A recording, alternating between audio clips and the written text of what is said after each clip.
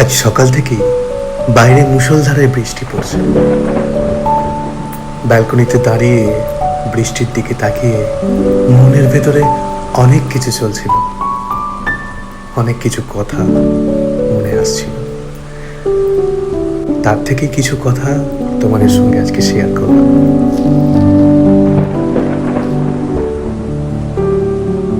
বৃষ্টি যেন একটা গান, নিঃশব্দে বাজে, মনের কোণে কোনো লুকিয়ে থাকা কথাকে তুলে আনে।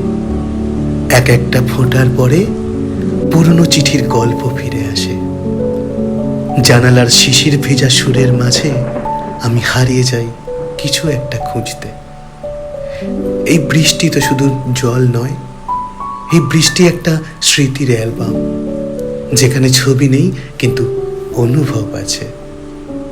সারাদিনের হাত ছেড়ে যাওয়া মন বৃষ্টির বুকে কিছুক্ষণ ফেসে থাকে। এমনি করেই তো ভুলে যেতে পারি তার শেষ দেখা, তার শেষ কথা।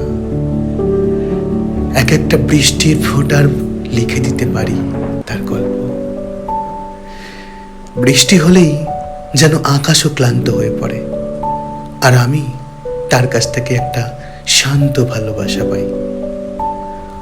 জানলা থেকে দেখি পাতার উপর বৃষ্টির ফোঁটার নাচ, তার মাঝে নিজেকে খুঁজি, একটা নির্বাক মনের ভাষা। বৃষ্টি আমার বন্ধু, বৃষ্টি আমার ডায়েরি, যে আমার কথা বোঝে, কোনো কিছু বলতে হয় না তাকে।